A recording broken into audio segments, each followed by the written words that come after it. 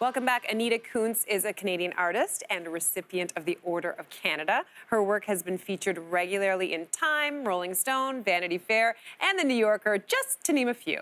Last month, she released her latest illustrated book, Original Sisters, Portraits of Tenacity and Courage, a tribute to the unsung but groundbreaking women of history. We are very excited to welcome Anita to the show. Hello. Hi, thank you so much for having me. I'm really excited. Oh, Anita, we're delighted to meet you. And as we mentioned in the introduction, you have been a successful magazine illustrator for decades. So what made you decide to do this book, and why now? It's something that I've been wanting to do for a long time. And then the pandemic happened. And I thought, you know what? It's now or never. Now's the perfect time to do it because I knew I would have all this free time. So I started researching and I started painting, and it just went from there. Wow, and look at this. Oh, You're my gorgeous. gosh. I'm recognizing some of these incredible women, and the book features 150 illustrated color portraits of them. So how did you decide who you were going to include? Well, a lot of them I had never heard of. I mean, a lot of them I had heard of, but I just started reading about their stories, and the ones that I felt really compelled to paint, those were the ones I picked. And you know, I've got all kinds of women. I've got women in STEM. I've got pirates, rebels, geniuses, and I wanted to make a book that that really encompassed all different types of women, and that diversity was important. Well, yeah, we're just looking at some of these women. They're so Incredible. great. I know it's hard to pick favorites. It's like picking a favorite child, but do you have a favorite portrait in the book? You know, I actually had a few, but I was more curious because of what I do, because I'm an artist. I was curious about the women in the history of art. For example, okay, I'm just going to make sure I get this right. Baroness Elsa von Freytag-Lorenhoven Okay, was a rolls off the tongue. baroness who. Yeah, I know. Who apparently created the fountain, which is a very famous sculpture that Marcel Duchamp took credit for. So the book is full of a lot of examples like that of women having done something that, you know, that the guys would have taken credit for. You know, they would have won. There are examples of men who won all kinds of prizes, the Nobel Prize, based on what the women, you know, the women were actually the ones who discovered things. So the book's full of stories like that. And another one similar to that story is Cecilia Payne.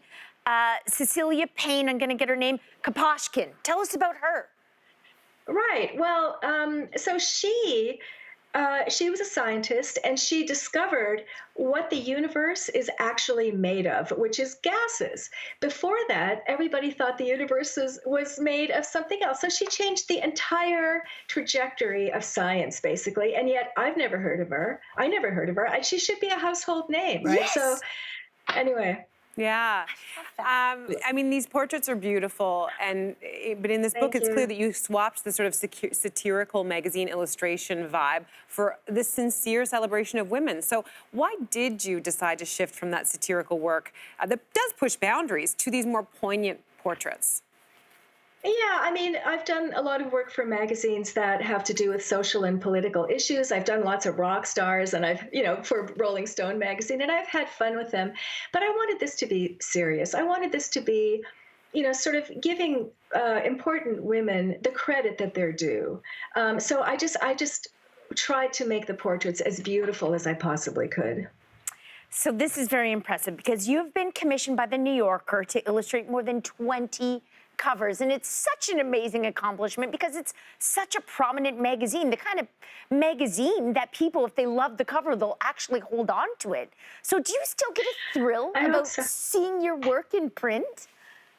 I sort of do. I mean, you know, I spend most of my time in my studio with my cats, you know, and I make the work, and then it's gone, right? So when I actually see it on the newsstand, it's like, well, I still do get a thrill, yeah, even now after all these years.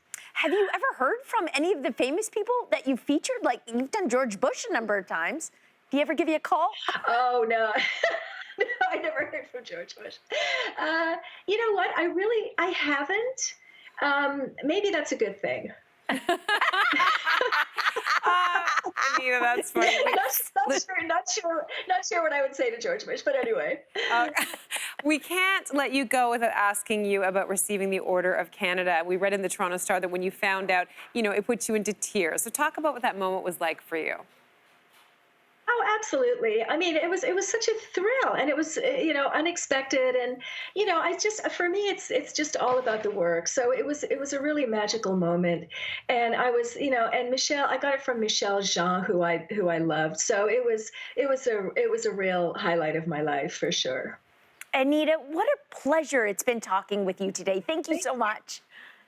Thank you so much. And everyone watching, you can pick up your copy of Original Sisters, Portraits of Tenacity and Courage, wherever books are sold. We're going to be right back.